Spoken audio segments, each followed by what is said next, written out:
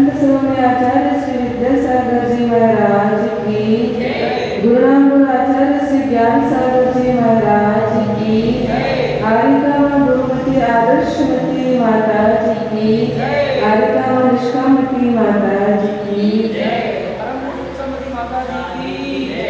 मंगलाचरण करें। नमः श्री वर्धमानाय निर्दोष बलिरामणे सालोकानां प्रयोगानां यद्विद्यादर्पणाय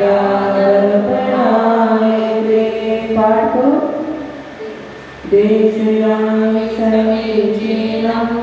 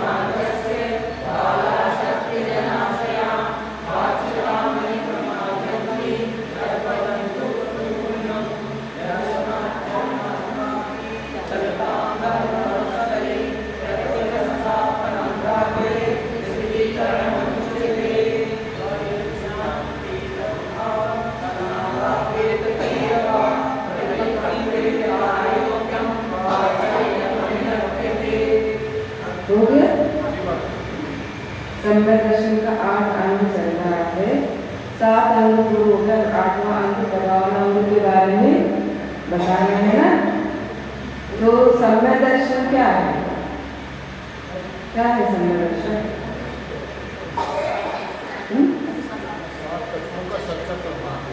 क्या संबंध दर्शन किससे कहते हैं? वो परिभाषा है। हम पूछ रहे संबंध दर्शन क्या है? क्या है वो? तो परिभाषा है सच्चे देव शास्त्र गुरु के प्रति श्रद्धा रखना। ये परिभाषा है। किसके स्वभाव है? संबंध दर्शन किसके स्वभाव है? आत्मा का स्वभाव है। आप लोग क्या हो? आत्मा है ना। जीव का जो गुण है अनंत गुण है। जितनी बार हम आपको बता चुके संबंध दर्शन कोई चीज नहीं है। संबंध दर्शन क्या है? आत्मा का गुण है। आत्मा का ज्ञान गुण है, दर्शन गुण है, सम्यक्त गुण है, चारित्र गुण है, वीर गुण है ना। आत्मा के पास अनंत गुण है।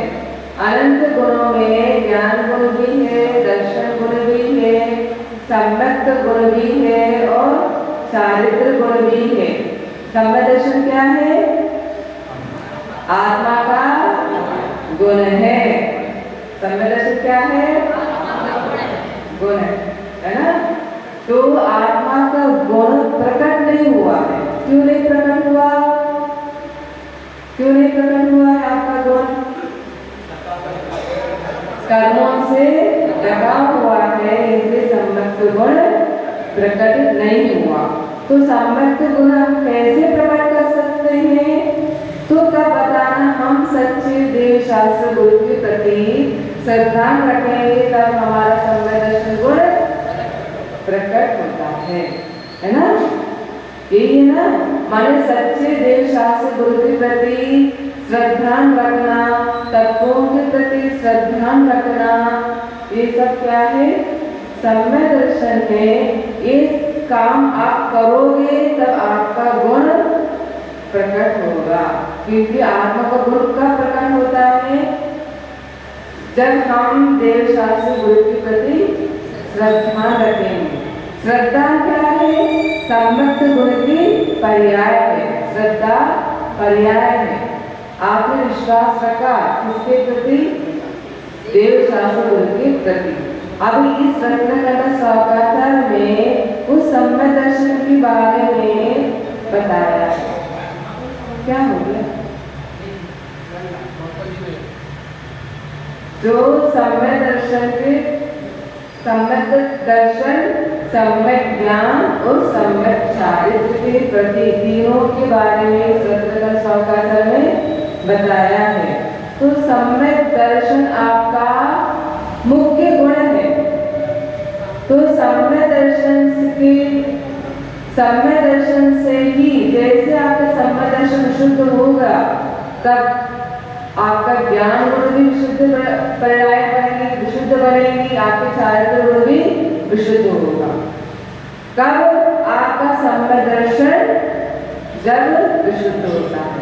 सम्यक दर्शन कब विशुद्ध होगा? जब 8 अंगों का आप निर्दोष पूर्वक पालन करेंगे, जब आपका सम्यक दर्शन विशुद्ध होता है। एक गाथा आती है अष्टकांगों में, जब सम्यक दर्शन विशुद्ध, सम्यक गुण आपका विशुद्ध, जितना जितना विशुद्ध होता है उतनी आपका ज्ञान गुण और चारित्र गुण बढ़ता जाएगा। आप ये सोचो कि हम सम्यक दर्शन श्रद्धा को दृढ़ कर देंगे, उस ज्ञान और चारित्र में दृढ़ हो जाए, पूर्णता हो जाए, ऐसा हो नहीं सकता। क्योंकि सबसे पहले आपका सम्यक गुण ही पूर्णता को प्राप्त होती है। जब शायद सम्यक दर्शन प्राप्त करते हो ना, पता है ना, सम्यक 3 प्रकार का है ना। कितने प्रकार का है? 3 प्रकार। उपशम सम्यक, क्षयोपशम सम्यक और क्षायिक सम्यक। आप चौथे अवस्था में रहते हैं तभी आपका सम्यक क्षायिक हो जाते हैं, क्षायिक सम्यक प्राप्त कर लेते हैं। जब क्षायिक सम्यक प्राप्त कर लिया आपने, ज्यादा संसार में रहने की जरूरत नहीं है। क्योंकि क्षायिक सम्यक जिसने प्राप्त कर लिया, उनने तीसरे भाव में मोक्ष निश्चित कर लिया, है ना। क्षायिक सम्यक जिसने प्राप्त किया है ना, क्षायिक सम्यक दर्शन, जैसे श्रेणिक महाराज ने क्षायिक सम्यक दर्शन प्राप्त किया, नरक में गए, नरक से आगे इनका मोक्ष जाना है।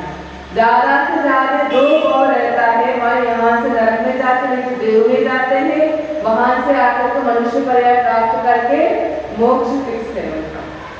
नहीं तो वो मनुष्य में जाना है तो गोभूमि में जाते हैं, गोभूमि मनुष्य बनते हैं, त्रियंश बनते हैं, वहां से देव में जाते हैं, देव से आकर के मनुष्य बन करके मोक्ष चले जाते हैं। माने आपने सम्यक गुण को पूर्णता की तो आपका मोक्ष का सिर्फ माने शायद सम्यक दर्शन प्राप्त कर लिया तो ज्यादा से ज्यादा 3 भाव है आपका, बस कम से कम 2 भाव, उसी में आपका मोक्ष जाना है। इसलिए हर ग्रंथों में, आगम में सम्यक दर्शन का महिमा इसलिए गाया है क्योंकि आपका जो सम्यक गुण है उसको आप क्या करना चाहिए? निर्दोष पूर्वक पालन करना चाहिए, क्योंकि आपके पास नित्यार्थ कर्म भी है ना। कभी भी आप सबको आ सकता है उदय में आया तो आपका क्या होगा, विद्या दृष्टि हो जाओगे। इसलिए सम्यक गुणों को निर्दोष पूर्वक पालन करने के लिए इन्होंने 8 अंग का बताया है। इन 8 अंगों को हम निर्दोष पूर्वक पालन करने के लिए कोशिश करना चाहिए। कितना हो सके ये 8 अंगों को हम अपने जीवन में अच्छे से पालन करना है। जैसे निष्कंकित अंग है, निष्कांक्षित अंग है, अपन शंका तो नहीं करते हैं, कांक्षा नहीं करते हैं, और अमूढ़ दृष्टि किसी के यहाँ पर जाते नहीं है, अमूढ़ दृष्टि भी है और चिकित्सा भी है। लेकिन हमारे पास उपगोहन है क्या, स्थितिकरण है क्या, क्योंकि हम किसी को धर्मात्मा को गलतियों को देखते हैं। सबसे पहले तो हम गलतियां देखते हैं और उसका विचार करते हैं। लेकिन उपगोहन को स्थितिकरण अंग में क्या कहते हैं, जो भी साधर्मियों की जो दोष है उसको हम छुपाना चाहिए, है ना, उसको प्रकट नहीं करना चाहिए। और स्थितिकरण है हम उनका दोषों को उनको निर्दोष बनाने के लिए प्रयास करना चाहिए। नहीं हो तो हम उसका छुपा सकते हैं। ये 2 काम अपन जरूर करना चाहिए। और कल माता ने बताया था वात्सल्य, माने साधर्म्य के प्रति ईर्ष्या व वात्सल्य भाव नहीं होना चाहिए। क्या होना चाहिए, वात्सल्य भाव होना चाहिए, वो भी धर्म में आगे बढ़े। ये वात्सल्य अंग का है। आज प्रभावना अंग का स्वरूप बता रहे हैं। गाथा नंबर 18। अज्ञान तिमिरक व्याप्ति मपाकृत्य यथा यतम जिन शासन महात्म्य प्रकाशा प्रभावना। अज्ञान तिमिरव्याप्ति मपाकृत्य यथा यतम जिन शासन महात्म्य प्रकाशा प्रभावना। अज्ञान तिमिरव्याप्ति मपाकृत्य यथा यतम जिन शासन महात्म्य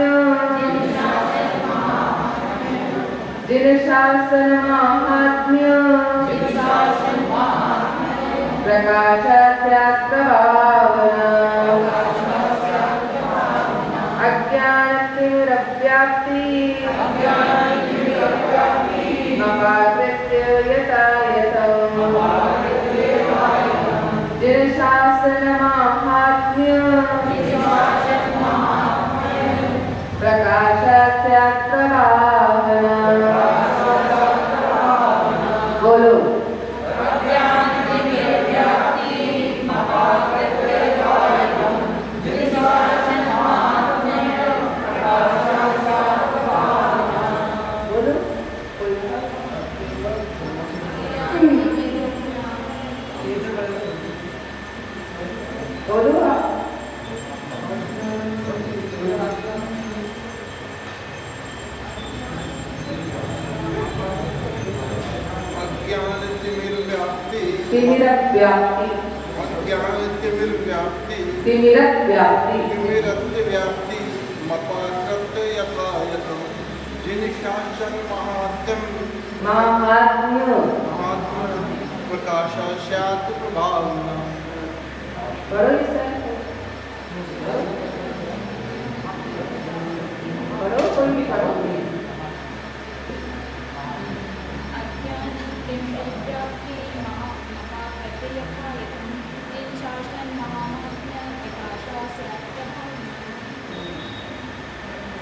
व्याप्ति में बहुत ओवर आता है, मतलब पहले जो व्याप्ति पढ़ते हैं हम अज्ञान अब बता रहे इसका संस्कृत का नियम है।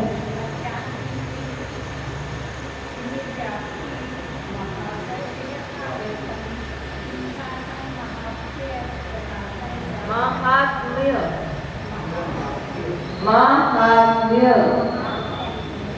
देखो संस्कृत जितना आप मुख बोल के पढ़ोगे ना उतना अच्छा रहेगा।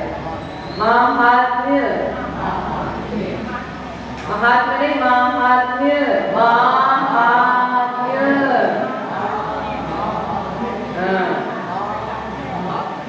हाँ, महात्म्य।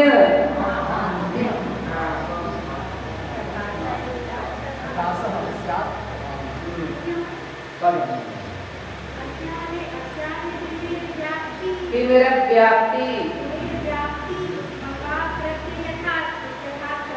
यथायतम।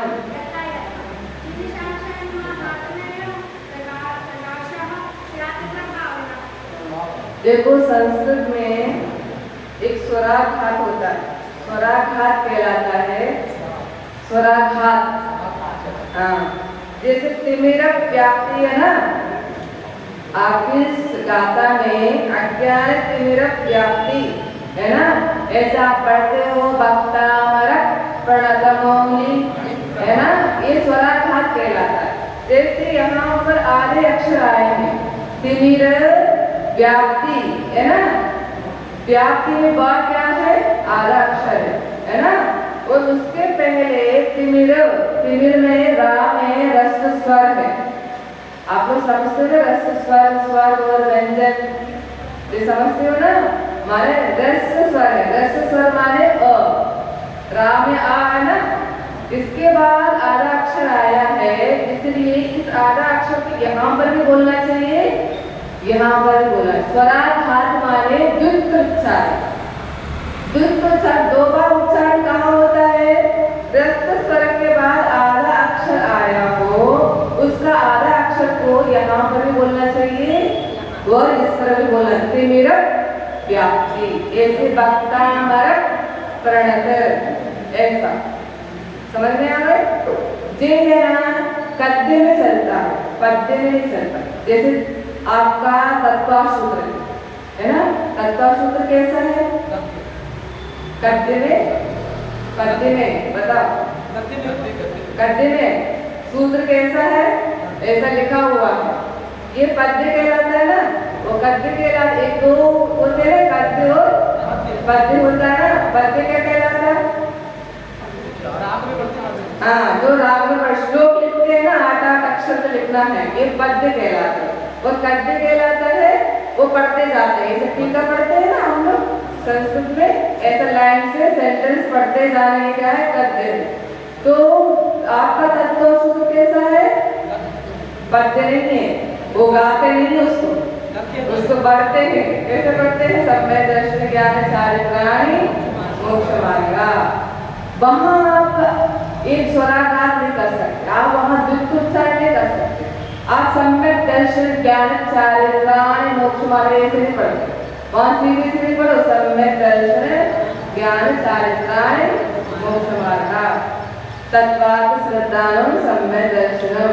वहां आधा अक्षर यहाँ और यहाँ नहीं पढ़ सकते, क्यों, वो क्या है, सूत्र है। सूत्र ऐसा जितने सरलता से बोल सकते हैं वैसे सरलता से बोलते जाओ।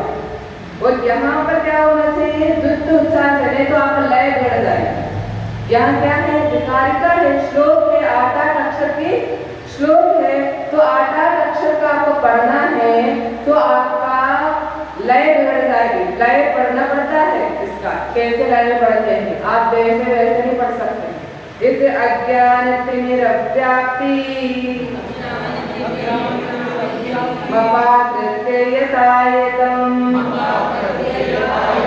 जिन शासन माहात्म्य प्रकाशः स्यात् प्रभावना। ये आर्य छंद में है, 8-8 अक्षर के अपन छंद बनाते हैं, तो 8-8 अक्षर में है, इसको लयबद्ध में पढ़ते हैं। अपन तो सिर्फ लय कम पढ़ते हैं, लेकिन ब्राह्मण लोग रहते हैं जो, उन लोग इतना अच्छा पढ़ते हैं इसको, जहाँ रुकना है वहीं रुकेंगे, जहाँ उनको उठाना है वहीं उठाएंगे, ऐसा है। तो प्रकाश के पहले भी आधा पदोच्चारण होगा नहीं होगा, क्योंकि विसर्ग है वहाँ पर, विसर्ग के बाद जो आधा अक्षर आता है उसका डबल उच्चारण नहीं होता। माता जी एक शब्द ऐसा है सा, जैसे विसर्ग का बाद और आधा अक्षर व्यंजन, जैसे सम्यक प्रणम्य आता है ना, सम्यक, सम्यक का क्या है, व्यंजन है, आधा अक्षर है, उसके बाद प्रणम्य आ रहा है, तो आप सम्यक प्रणम्य ऐसे नहीं बोल सकते, क्योंकि व्यंजन के बाद, विसर्ग के बाद जो आधा अक्षर आता है उसका डबल उच्चारण नहीं होता। जब रस्व स्वर रहता है, जैसे तिमिरक व्याप्ति, वक्तामरक प्रणत मौली, ऐसा बोलना पड़ता है। जो उच्चारण आपको गलत हो जाता है, तो गलत के कारण क्या होता है, कुछ नहीं होता, जे है पाप थोड़ा सा लग जाता है, क्योंकि आमेलम वामेलम करते हैं ना, और हम लोग प्रतिक्रमण पढ़ते हैं, एक अक्षर को इस तरफ मिला दिया, एक अक्षर को उस तरफ मिला दिया, ये क्या होता है, दोष लगता है। दोष लगने से उसका प्रतिक्रमण कर लेते हैं, हमारे अक्षर कम पढ़ा हमने, अक्षर छोड़ दिया, ये सब क्या है, दोष लगता है, तो उसका प्रतिक्रमण कर लेते हैं, अपन क्षमा मांग लेते हैं। तो दोष तो है, जिसको अच्छे से पढ़ सकते हैं तो पढ़ सकते हैं, जिसको ज्ञान है संस्कृत का, जैसे जो स्वराघात है, युक्त उच्चारण, डबल उच्चारण कहाँ करना चाहिए, तो यहाँ करना चाहिए, जहाँ रस्व स्वर है उसके बाद आपका आधा अक्षर आया है तो उसका डबल उच्चारण कर सकते हैं। जहाँ विसर्ग है और आधा व्यंजन है, मतलब व्यंजन है, उसके बाद डबल अक्षर आया है, उसको हम डबल नहीं कर सकते। इसे सम्यक प्रणम्य जेन पाद युगम युगाना, माने वहाँ सम्यक प्रणम्य ऐसे नहीं बोल सकते नहीं, सम्यक प्रणम्य जेन पाद, धीरे पढ़ना, और वक्तामरक प्रणत मौलिमणि प्रवाहनम, ऐसा है ना। अभी जो सा आया है, हाँ सा तीन सा है, हाँ, इसका क्या है, सा माने दंती स, संसार बोलते ना हम लोग, संसार में क्या है, दंती सा है। दंती, हाँ, और शक्कर, शक्कर का शा है ना, शक्कर, शक्कर बोलते हो ना, शक्कर, शक्कर का शा है ना, मूर्धन्य शा है। हाँ, और शकार, वो षटकोण शा है ना, षटकोण का शा है, वो कहते हैं तालव्य सा, माने आपका जो जीव है ना, कब वो ओंठ में होता है, संसार करते हैं, दंती, दंत में माने दांत में टच होता है ना। आप देखो आपका जीव कहाँ टच हो रहा है, संसार बोलने से, सा बोलने से, दांत में हो रहा है, इसलिए उसको कहते हैं दंती सा, है ना। और शक्कर का शा कहाँ पर हो रहा है, शक्कर बोलते हैं यहाँ दांत के आसपास में, वहां आपका जीव टच होता है, शक्कर जो हो गया मूर्धन्य शा। और शकार होता है, और शकार बोलते हैं तालव्य पे, जो ऊपर का पार्ट है ना वहां टच होता है, वो क्या है, तालव्य शा। अलग अलग बोलते हैं इसको, आपको तो सबके एक ही शा चलता है, सा बोलो, शा बोलो, शा बोलो, सब शकल बोलो, शकल बोलो, सब एक ही है ना। तो ये सब भाषा की वो ये है आप लोगों का। तो ये क्या होता है, अज्ञान तिमिरक व्याप्ति, माने वहां पर आप आधा अक्षर इस तरह और उस तरह बोलना है। तो अज्ञान तिमिरक व्याप्ति माने, अज्ञान माने आपका अज्ञान रूपी, तिमिरक माने अंधकार, तिमिर माने अंधकार फैला हुआ है, व्याप्ति माने फैला हुआ है, कहाँ पर, इस संसार में अज्ञान रूपी अंधकार फैला हुआ है। मपाकृत्य माने, अपाकृत्य माने उसको दूर करना, कैसे, यथा यथा माने अपनी शक्ति के अनुसार दूर करना। जिन शासन बते को पहला लाइन का मैं पूरा बता दिया, अज्ञान माने अज्ञान रूपी, तिमिर माने अंधकार, व्याप्ति माने फैला हुआ है, कहाँ पर, संसार में अज्ञान रूपी अंधकार फैला हुआ है। अपाकृत्य माने उसको दूर करके, यथायतम कैसे दूर करना है, अपनी शक्ति के अनुसार दूर करना। जिन शासन महात्म्य, जिन शासन के महात्म्य को प्रकट करना, प्रकाश माने प्रकट करना, क्या है, स्यात् माने है, क्या है? प्रभावना है। प्रभावना में अपन क्या करना चाहिए? हमारा जो अज्ञान अंधकार उसको दूर करके जिन शासन का प्रकट करना, कैसे भी करके उसका जिन शासन को इसमें फैलाना है, इस संसार में जिन शासन को फैलाना, ये क्या है? प्रभावना अंग है ना। तो ये प्रभावना अंग कौन करता है? सम्यक दृष्टि करता है। सम्यक दृष्टि ही कर सकता है, मिथ्या दृष्टि करके प्रभावना नहीं कर सकते।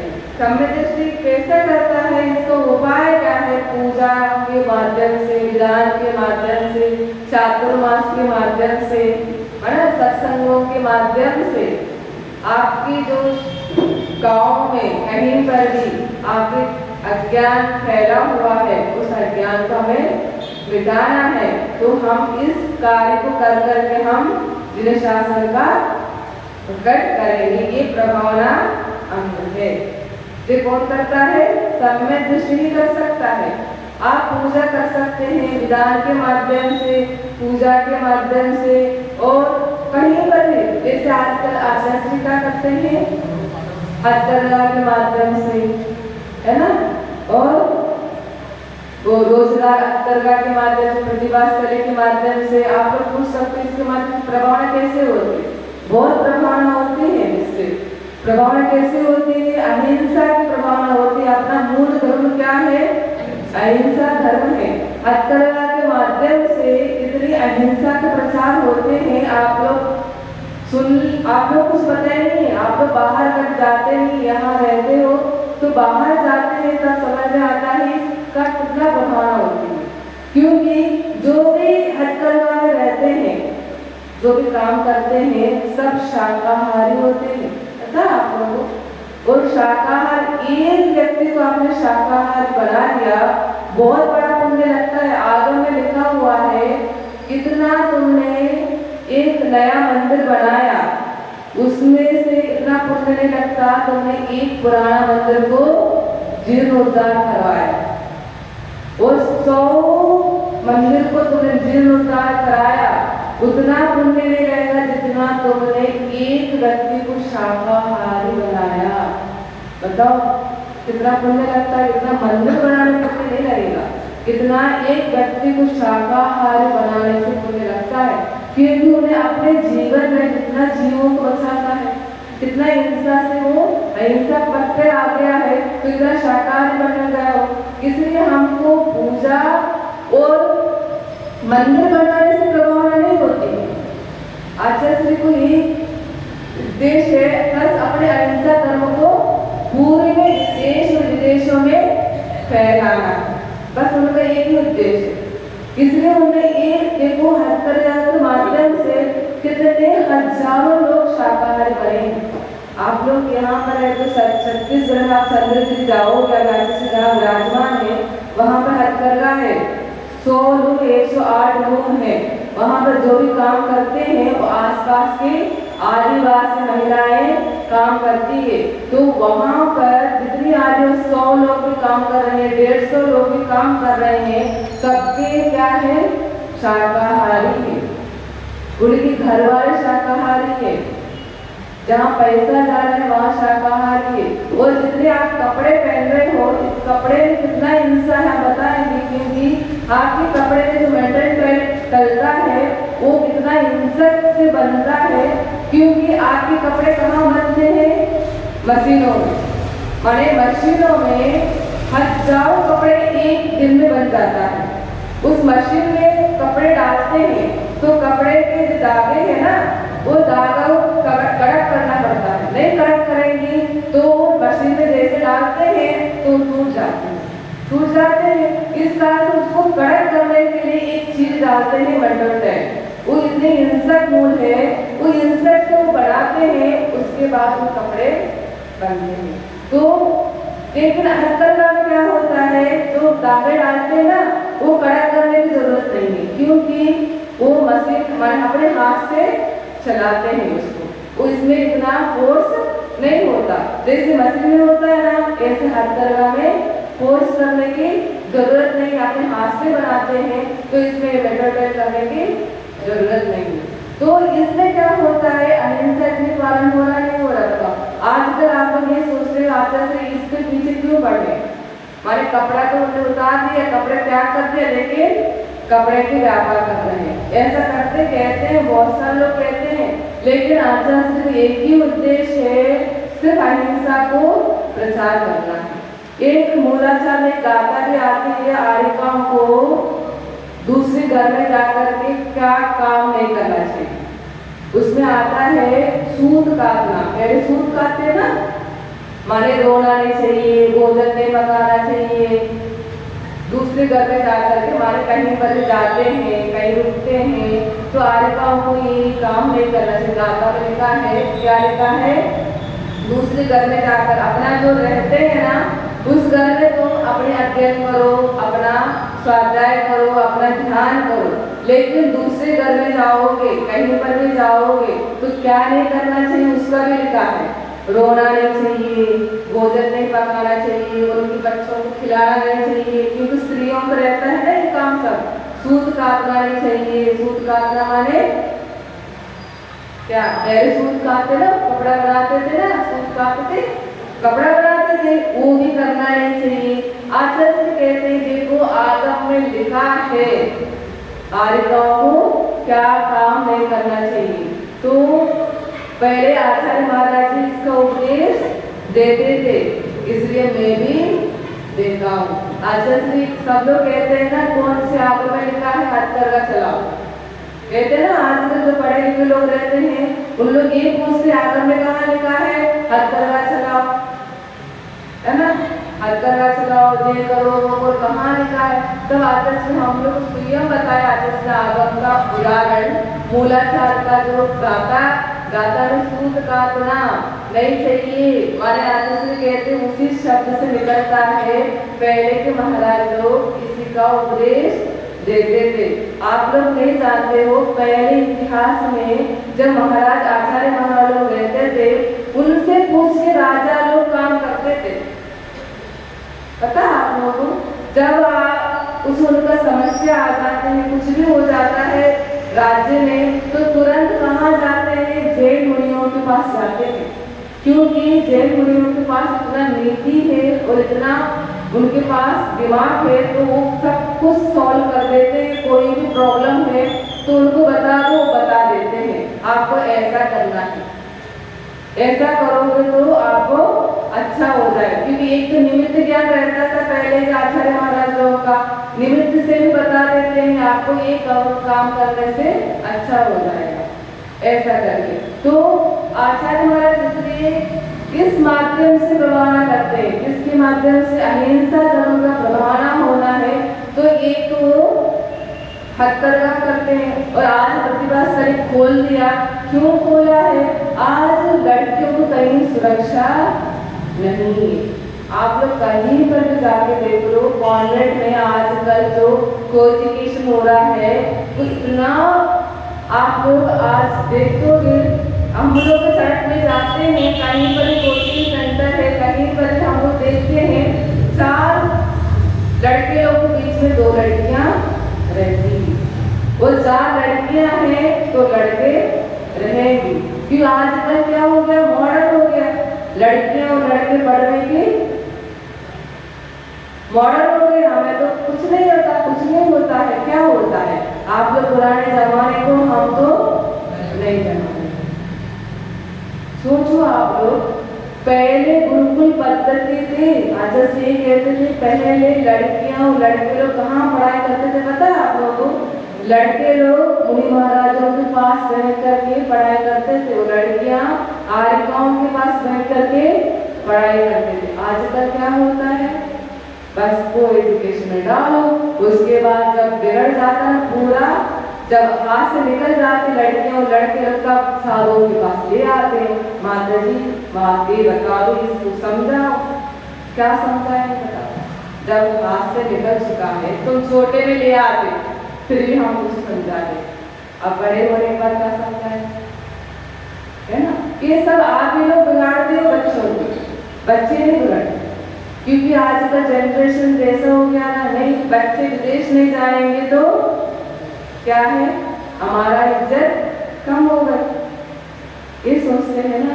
लेकिन आजकल जो सभ्यता को बचाना है तो आचार्य सिर्फ यही कहते हैं, लड़कियों को सुरक्षित रखना है तो प्रतिभा स्तन में डालो, भले हो संस्कार सीखे नहीं सीखे, कुछ हो रहा नहीं हो रहा, पढ़ाई कर रहे नहीं कर रहे, लेकिन सुरक्षा तो में प्रतिभा स्तन में अभी मुझे सुधा सागर जी ने ये कहे थे संघ समाधान में कि बहुत सारी लड़कियां प्रवेश चाह रही है लेकिन जगह कम कर रही है। हाँ, इसलिए लड़कियों को आपको तो सुरक्षित रखना है, अपने संतान को सुरक्षित रखना है, अपनी मत को आगे बढ़ाना है, तो आपको अपनी लड़कियों को बचाना जरूरी है। नहीं तो लड़कियां तो है बाहर की हवा मिलता है तो उसे क्यों जाते हैं। इसे जितना प्रयास कर सके आप लोग प्रतिभा स्तन में डालना शुरू करो, भले वहां पर कैसे भी हो, है ना। भले आपको छोड़ के जा रहे हैं, वहां पर कुछ देते नहीं है, बड़े सब किसी का दे रहता है, वहां कुछ हमारे कंट्रोल में रखते हैं लड़कियों को, हमारे ये नहीं देना, टीवी नहीं दिखाते, कुछ भी नहीं करते हैं, जीन्स नहीं पहन सकते हैं, ये सब नहीं कर सकते हैं। इसलिए यहाँ घर में आते हैं आप लोग क्या करते हो, सब करने देते हो, उनको मोबाइल भी दे देते हो, जीन्स भी पहने दे देते हो, वहाँ इतना संस्कार करके भेजते हैं और आप लोग सब कुछ 10 दिन में पूरा पानी करके फिर भेजते हो, है ना। ऐसा नहीं होना चाहिए, उन्होंने आपको संस्कार दिलाना है, संस्कारित बेटियां बनना है, तो आपको जैसा उन्हें संस्कार दिया है वैसे बनाए रखना चाहिए। यहाँ पर भी वहाँ 4 बजे उठा देते हैं और यहाँ पर 8 बजे तक सोते हैं। क्यों? अपन पूछो, कहते माता जी वहाँ तो उठना पड़ता है, वहाँ तो सब कुछ करना पड़ता है, यहाँ तो कुछ नहीं है, अपनी तो बेटियां यहीं घर में रहते तो अच्छे से रह रहे, फिर बाद में वहाँ तो ऐसा रहना ही नहीं, इसे सब कुछ करवाते नहीं करवाते। देखो आचार्य महाराज ने इतना मुश्किल से सब, देखो वहाँ की जो दीदियां हैं, दीदियों को ये काम करने की कोई मन नहीं है, लेकिन गुरु आज्ञा है इसलिए उन लोग काम कर रहे हैं। उनका यही काम था, वो आज व्रत इसलिए लिया था हम क्या करेंगे, दीक्षा लेंगे और राजा बनेंगे, इसी उद्देश्य उन्होंने व्रत लिया था। लेकिन आचार्य श्री गुरु आज्ञा है, इस कारण से वो लोग सब कुछ छोड़ करके अपना उद्देश्य जो था उसको छोड़ करके पढ़ाई करवाए, आपके लिए आपकी बच्चों के लिए अपना जीवन पूरा दे दिया दीदियों ने, उसको तो समझो आप लोग, है ना। इस कारण अपने को अपने जैनी लोग अपना आगे नहीं बढ़ाएंगे, ये प्रतिभा स्थली को हथकरघा को तो कौन बढ़ाएगा, समझना चाहिए ना। आचार्य महाराज इसके ऊपर इतना प्रवचन करते हैं, इतना बोलते हैं, आपके यहाँ पर मंदिर में हो, आपकी चौके में हो, कहीं पर भी आप हथकरघा के वस्त्र को पहन करके शुद्ध वस्त्र बन करके आप धर्म का कार्य करो। आप आहार दान भी देते हो तो हथकरघा के वस्त्र पहनो। आपने काय शुद्धि बोल दिया, काय शुद्ध है क्या, आपका कपड़े शुद्ध है क्या, बताओ। उस कपड़े को जब से हम लोग सुना है, कुंडलपुर में हम लोग आचार्य श्री ने कहा तो उसके पहले हम लोगों ने नियम ले लिया था, हम लोग हथकरघा की साड़ी पहनेंगे और कुछ कपड़े नहीं यूज करेंगे, चाहे वो नैपकिन हो, चाहे वो साड़ी हो, चाहे वो कोई भी कपड़े हो, तो हम हथकरघा ही यूज करेंगे। आचार्य श्री ने हम लोग कुंडलपुर में यही कहा था, देखो ये वाले कपड़े छूने लायक नहीं है। जब आहार में पहन करके आप आहार देते हो, आप ये तो सोचो हम पुण्य कमा रहे हैं पाप कमा रहे हैं। हमने काय शुद्धि बोल दिया तो काय शुद्ध है क्या हमारा, बताओ। माता जी कुछ नहीं होता, आपका आहार ले लो, आज पहन के आए दूसरे कल पहने आए, हथकरघा कपड़े में घर पे 4-5 जोड़ी, लेकिन उसको पहन करके धर्म आहार दान नहीं देंगे।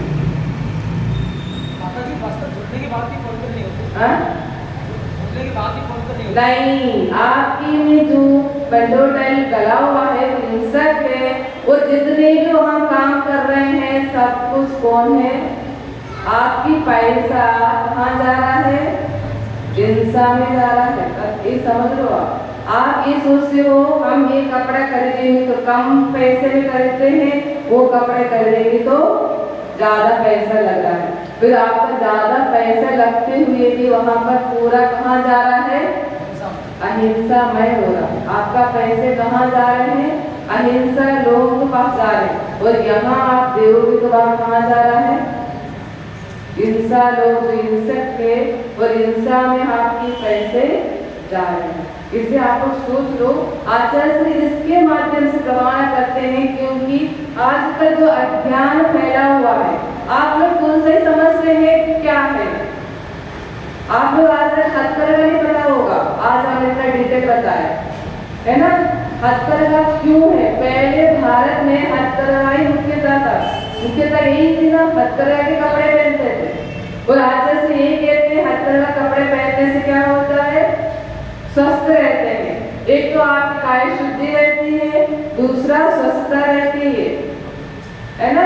अब आप लोगों को ये नियम ले, हम जब भी धर्म कार्य करेंगे, किसी को भी आहार दान देंगे, अभिषेक करेंगे, प्रक्षाल करेंगे, तो हम क्या करेंगे?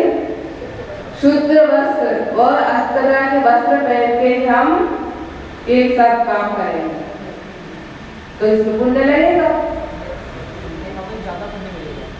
ज्यादा पुण्य बढ़ाना है, पुण्य का बढ़ाना ही तो धर्म है। अपन यहाँ पर मोक्ष नहीं जा सकते, है ना। क्यों? काल ऐसा है, पंचम काल।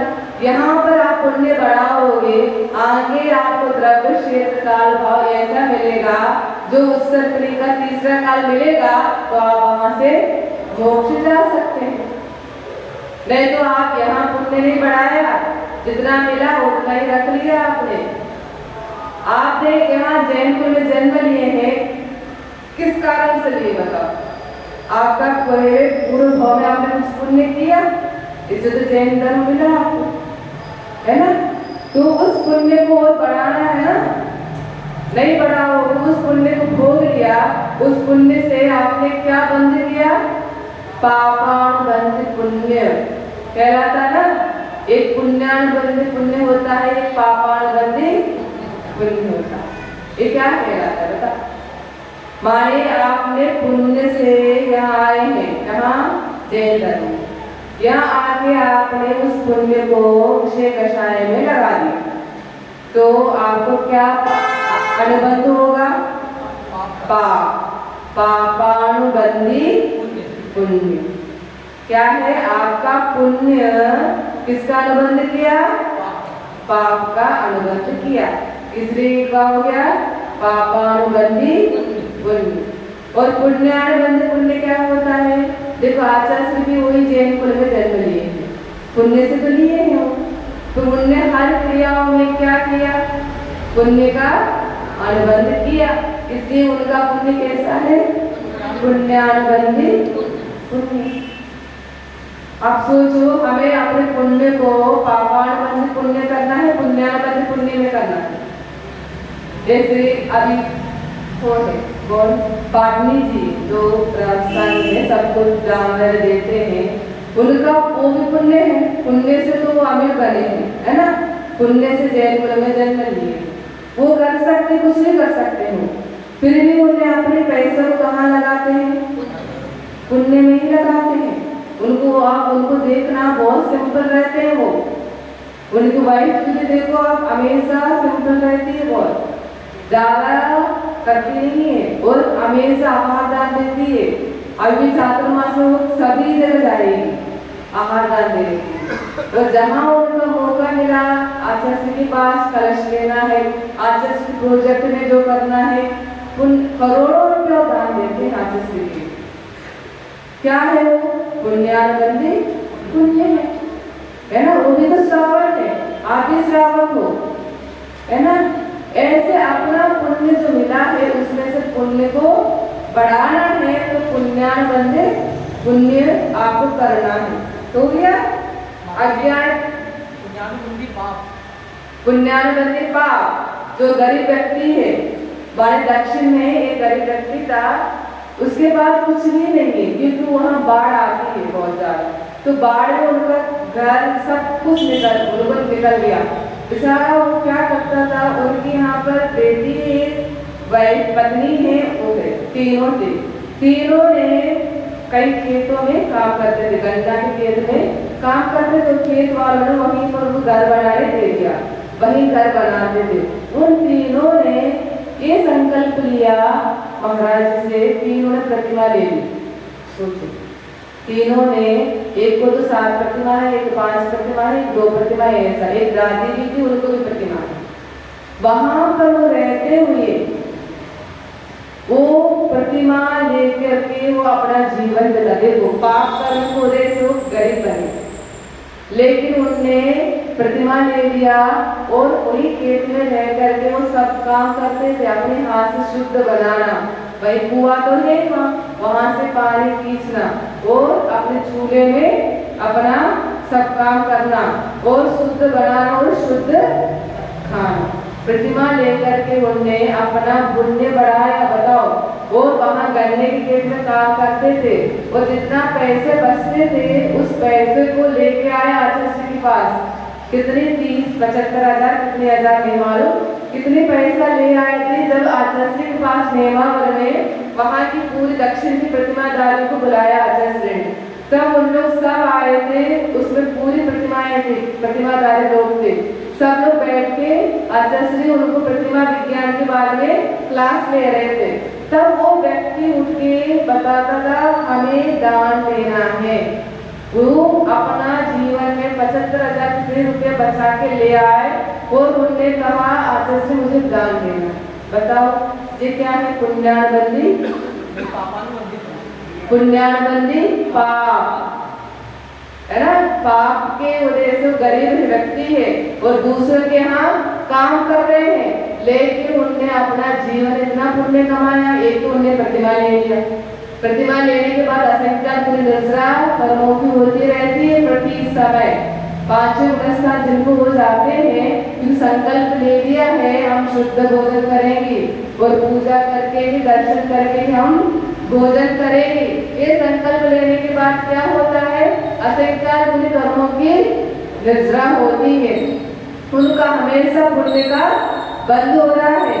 उनका वैसे पाप का उदय है, लेकिन उनका क्या हो रहा है? पुण्यानुबंधी पाप है। ये कहलाता है पुण्यानुबंधी पाप। सब कुछ होने के बाद यथाशक्ति के हिसाब से भाव नहीं बन पाते। क्या दान के विषय के भी उसको किस श्रेणी में माना जाए? जैसे भाव नहीं बन रहा, आपको भाव नहीं बन रहा, किसी परिवार में बन रहा है, लेकिन किसी के मान सम्मान के कारण वो बड़े सर्विस से नहीं दे पाते।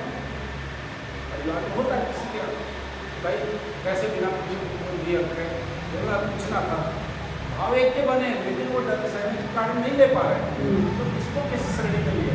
देखो बाय के कारण आपने दान नहीं दे पा रहे हैं, है ना। तो बाय के कारण दान दे नहीं पा रहे तो पाप का उदय है आपका, है ना। आपका कुछ ना कुछ कर्म का उदय। भाव मेरे हैं, मेरे ऊपर कोई बड़े शादी बैठे उस पक्ष में अपन डर सहमत रहे, वो मेरे लिए बिना कुछ बात हो गई तो किस पक्ष में माना जाए? देखो आपको अनुमोदना करो, नहीं कर पाते क्योंकि होता है, कार्य होता है, अनुमोदना होते हैं। आपकी शक्ति होने के बाद भी आप कुछ दान नहीं कर रहे हैं, है ना। तो आप ये भावना भाव भगवान ऐसे हमें शक्ति दो, हम दान कर ले, है ना। अब भावना बातें बातें आपके घर वालों को थोड़ा कर लो, हमारे सामंजस्य बैठा लो, भैया हमें ऐसे दान करना है तो हमें करने दो। आपकी पैसा है तो आप तो दान से कर सकते हो, आप घर वालों से डरने की कोई जरूरत नहीं, है ना। आपकी कमाई हुई पैसा है तो आपकी पत्नी से डरने की क्या जरूरत? हमने जितने पाप कमाया है उतना हम दान देके पुण्य कमाएंगे, तो रोकने की क्या जरूरत? रोकने का अधिकार नहीं है ना। ऐसे कह सकते हैं, लेकिन आपको करना है तो करो, नहीं करना तो आप ही की कमजोरी है, वो दूसरों के ऊपर अपन डालते हैं, तब अपने कमजोरी तो पकड़ में नहीं आता है ना। अपन क्या करते हैं? सामने वालों को अटैक करते हैं, इनके कारण हम नहीं कर पाते। आप ये समझो हमारी खुद की कमजोरी है, इसलिए हम नहीं कर पा रहे, हमने लोभ कषाय को छोड़ नहीं पा रहे, है ना। अपन दूसरे के ऊपर अपन अनाज से क्या करते हैं? जो चौथे प्रसंग रहते हैं ना, वो कभी गलती करते हैं ना, वो गलती स्वीकारते नहीं, गलती वो चौथे प्रस्थान, पांचवें प्रस्थान, छठवें प्रस्थान में जो गलतियां तो होती है, देखो हम लोग से भी गलतियां होंगी और चौथे प्रस्थान सम्यक दृष्टि से भी गलतियां होंगी और छठवें प्रस्थान में जो महाराज है उनसे भी गलतियां होती है। अब आचार्य से कहते हैं चौथे प्रस्थान में जो गलतियां होती है ना वो सही नहीं है ना, एक प्रकार से सही है, सम्यक दृष्टि भले ही हो, वो क्या करते हैं इनके कारण हमने ये गलती किया है, इन्होंने हमें फोर्स किया इसलिए हमें गलती हमसे हो गई। भरत चक्रवर्ती ने जो चक्र चलाए थे गलती मान ली है, नहीं मानी उन्होंने ये कहा था मुझे अपने राज्य को प्राप्त करना है, तो बाबुल ने मुझे लड़ाई की इसलिए हमें चक्र चलाया। उन्हें ये नहीं कहा मेरे चक्र चलाए मुझे गलती हुई, ये स्वीकार नहीं करते, ये क्या करते हैं सामने वाले ऐसा किया इसलिए मैंने ऐसा। बात तो सही नहीं रही क्या ये बात सही नहीं है, हम ये बता रहे। और पांचवें प्रस्थान वाले क्या करते हैं वो ये कहते हैं देखो मुझे तो भाव नहीं था करने का, वहां द्रव्य क्षेत्र काल भाव ऐसा हुआ था तो ऐसा हो गया, हमसे ऐसा हो गया, द्रव्य क्षेत्र काल भाव था ऐसा माहौल बन गया तो हमारा गलती हो गई, मन हो गई, उनने किया नहीं है, क्या हुआ गलती हो गई, होना और करना के अंदर पकड़ना, हमारे द्रव्य क्षेत्र काल भाव ऐसा हुआ था तो गलती हो गई हमसे, ये कहते हैं। और छठे प्रस्थान वाले सातवें प्रस्थान महाराज क्या करते हैं बता, उनको कोई भी गलती बता दो वो हाथ जोड़ के ये कहते हैं हाँ जैसे मुझसे गलती हो गई आप प्रायश्चित कीजिए। क्या है ये छठे प्रस्थान, मुझे प्रमाद से अपनी प्रमाद से हमारा गलती से हमारी गलती से गलती हो गई, आप मुझे प्रायश्चित। अब देखो आपका अंतर पता चला चौथे प्रस्थान वाले और पांचवें प्रस्थान वाले और छठवें प्रस्थान कैसा करते हैं, गलतियां एक ही होती है लेकिन स्वीकार करना बहुत बड़ी बात है। प्रस्थान के माध्यम से आप स्वीकार करते हैं, जिस भूमिका में आपको उस भूमिका अनुसार क्या करते हो आप गलती को स्वीकार नहीं करते, क्या करते हैं दूसरों के बराबर ठोकते। जी हमारे संसार जो यही करते हुए आए हैं, जिस दिन आप गलती स्वीकार करोगे ना उस दिन यहाँ नहीं बैठे रहोगे, कहाँ बैठोगे यहाँ बैठोगे पीछे लेकर, है ना, महाराज बन जाते हैं तो महाराज बन जाते दूसरे को भी ठोकते रहते। आप तेज आ टाइम हो गया है। अज्ञान तीव्र व्याप्ति माने अज्ञान अंधकार को फैले हुए संसार में फैला हुआ है उसको दूर करके अपनी शक्ति के अनुसार, इसमें लिखा है अपनी शक्ति के अनुसार करना है, अपनी शक्ति के अनुसार उसको दूर करना और दृश्य असत महात्म्य को प्रकट करना प्रभावना अंग है। अब आगे का वर्तमान सूत्र पढ़ना है, टाइम हो गया ना, कल पढ़ लेंगे। चलो जय चंदन अक्षत पुरुष चलो पूजा को मानत सो तुम जान सो नर जानत सुख पावे कंकर की मणि गण गण सुनि अंग रचे सुनि ज्ञान मई सो जिन वर वाणी शिव सुख कहानी त्रिभुवन वाणी पूर्व ओम विद्यो पद शस्त्र के ज्ञान प्रकाते अंजम पाती सिद्धि के वाणी जन कल्याणी जन जन मत कर मोहे हरि जन मन हारी जन हरे हारी जन में जरा तब होवे हरि दिखे राम दिखे प्रभु पढ़े सुने गई राम सौख्यम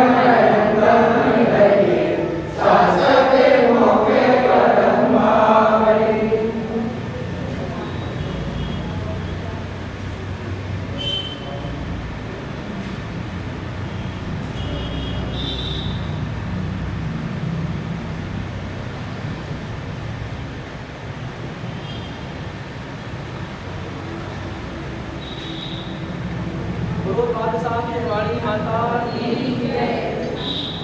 बंदावी कभी कोई गलती हो जाती है तो उसके लिए आपसे प्रायश्चित ले सकते हैं क्या?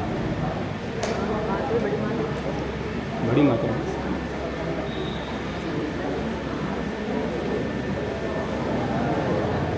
माता जी एक और रह गया 7-8 मिनट